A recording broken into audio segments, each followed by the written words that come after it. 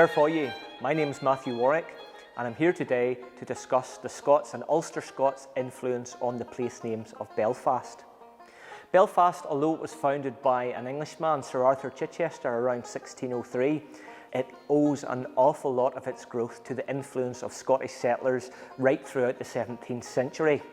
Around 1630, the population of Belfast was equal in terms of English inhabitants and Scottish migrants. However, after the Glorious Revolution in the 1690s, the Scots made up the majority of the population of the city. Throughout the 1700s, more Scots continued to make their way across the narrow sea here to Ulster, and largely their port of entry would become Belfast in the 1700s.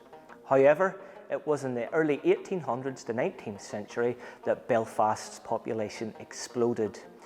We estimate that from 1800, the population of Belfast was around 19,000 people, but by 1840, at least 70,000 people called Belfast their home. And this was due to the Industrial Revolution. This saw an influx of settlers from the rural areas outside of Belfast, largely South Antrim and North Down, who were very much Ulster Scots in their name, in the way they worship God, their Presbyterian religion, and also in the way they spoke. They spoke Ulster Scots, the Scots language used here in Ulster. The Ulster Scots vocabulary of those settlers and migrants can be found right across the city in the names of the places that we can still see today.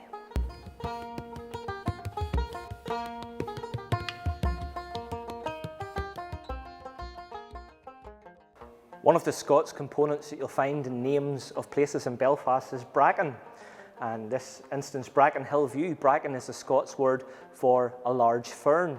So it's a fern that usually grows on hilly areas, so you'll find that place at the edge of a hill. Another prominent Ulster Scots language component is the word burn, meaning a small river or stream in Scots. And it appears all over the city and indeed all over the province. In this instance, it's Purdysburn, but you'll also find it in Minnowburn, Lisburn, and many other places across the province. Another word that you'll find in various places across Belfast is the word flush, which is the Ulster Scots word for a piece of boggy ground. So here we have Flush Green, you'll also find Flush Park and a few other instances as well. Another very obvious Ulster Scots or Scots usage in place names is the word cairn. And the cairn would have been a mound of stones. You still find cairns at the top of mountains, and they would have been used as sort of burial markers and battlefields and places like that where soldiers had fallen. So you find it in lots of place names in Ulster. Here we have Duncairn, so it's the fort of the cairn, and across County Antrim there's a place called Cairnalbana, which means the cairn of the Scotsman. Another Scots word that is often used as a component in place names here is the word knock. And a knock is a Scots term for a prominent hill. So it's a name you'll find on the hilly slopes of Castlereagh, South Belfast, and also in North Belfast at the side of Cave Hill and places like that. Strandburn Gardens here is interesting. It has two Scots components, burn for small stream, but strand meaning beach or an area of land exposed at low tide. Loney is the Ulster Scots word for a lane. Loney and Lonan can be found in various places across the city. Incidentally, the Donegal Pass used to be known as the Pass Lonan. However, over time, the Lonan part has disappeared. Another Ulster Scots word found in place names is the word Rodden. Rodden literally means road end, wherever the road ended and then there was a path over rough ground. So the next time you see Roddens anywhere, it means a sort of path where the road has ran out. Moatlands here, moat means a mound of earth, and it's used in Scots much as it is in English. It came from Old French or Norman French. Whenever the Normans came to Ireland in the 1100s, they built many moat and bailey castles, fortifications, and the Scots continued using the word moat for a mound or a hillock. Holm is a Scots word meaning a grassy island or a flat grassy field at the bottom of a valley. Another Ulster Scots place name that might be hiding in plain sight is the name Water, in this case Milewater Road. And water was the Scots reference for, instead of a burn, for a small river.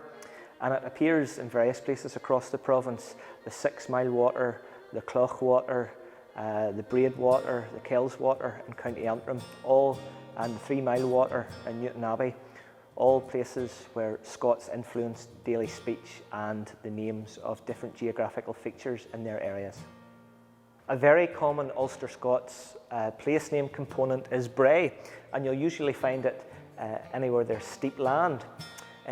Bray is a Scots word meaning the brow of a hill or a field on a hillside, and it comes from the Old Norse bra, meaning the brow of a hill. Moss is another Ulster Scots place name hiding in plain sight.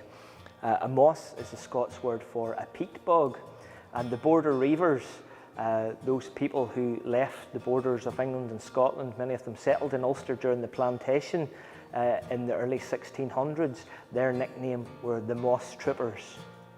The word whin here in Wincroft Way, whin is the Scots name for the gorse bush, the yellow bush that usually flowers around Easter time that you can find on golf courses and around beaches and places like that. So the next time you're out for a wee dander around the town of Belfast, whenever you notice the names of the streets, the roads and the various places, have a wee thought to the Ulster Scots language component of those places and how it has influenced the place names of our city.